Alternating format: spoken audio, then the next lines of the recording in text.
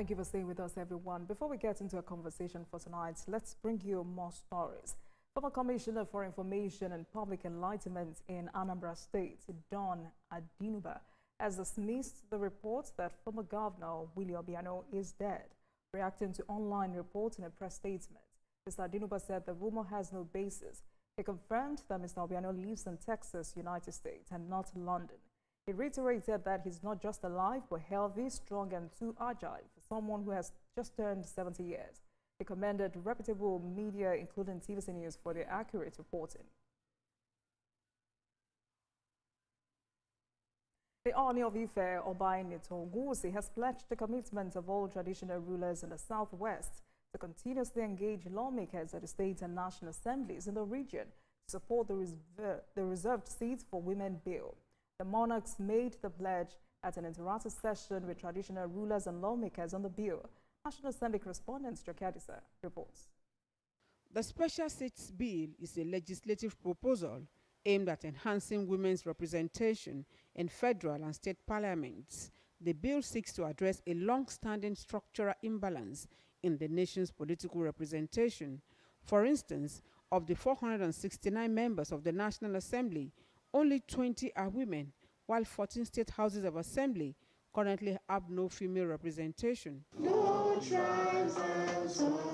This interactive session is organized by NEWS as part of efforts to garner support for the bill seeking to create reserved seats for women in the legislature.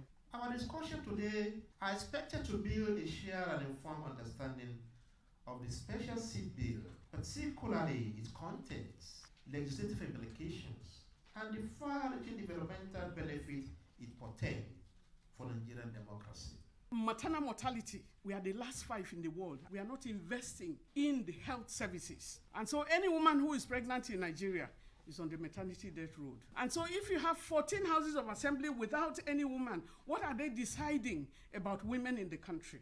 Traditional rulers promise to return to the grassroots and mobilize the support of their respective representatives in the Senate, House of Representatives, and state houses of assembly for the bill. We will penetrate our subjects. We are not trying to use force, but we're trying to convince them as royal fathers to reason along with us so that the role of women in the legislative arm of their country will have a better place. It is a thing of joy that this is happening even in our own time. Women are mothers, and we need to support them. We'll call ourselves again. We'll go to our various communities to make sure we support discourse. Proponents of the bill argue that women legislators in several countries have championed policies addressing education, healthcare, and human security areas with direct impact on household well-being and societal stability. But the Special Seats Bill, Nigeria takes a cue from other African countries like Tanzania, Uganda, Kenya, Sierra Leone, Liberia, and other countries which have used similar bills to achieve more women inclusion in governance. Jokadisa, TVC News, Abuja. Officials of the Federal Capital Territory Administration have taken responsibility for the incident that occurred on Tuesday at a disputed site in the Gaduwa district involving the FCT minister and a naval officer. Recall that a video showing the FCT minister being blocked by naval officers from accessing a disputed property linked to former Chief of Naval Staff Vice Admiral Zubairu Gambo had gone viral. The director of the FCTA Department of Development Control, Mokhtar Galadima, while giving a detailed account of the event and clarifying the legality of the ongoing developments, expressed regret over the incident. He explained that the officers on site claimed all approvals for the construction were with their lawyers and engineers, but what was eventually presented was only a letter of intent issued in 2007 by the Departments of Parks and Recreation, not a formal approval. Meanwhile, the Director of Lands Administration, Chijioke Nwakweze, providing further context on the legal status of the land and why the development could not proceed, maintained that the claimants had no statutory title to the property. We visited the site in the company of the Chief Security Officer to the Honourable Minister. While there, we met the officers on the site, and then I inquired. Necessary title documents and approvals granted for the development. The response we got was all their title documents, all their approvals are with their lawyers and engineers.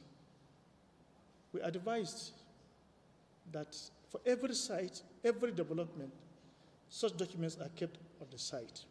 Relating to all of the papers they issued were reviewed, discussed, and a submission jointly made by the Department of Land Administration and the Department of Parks and Recreation on the 10th of June, 2025.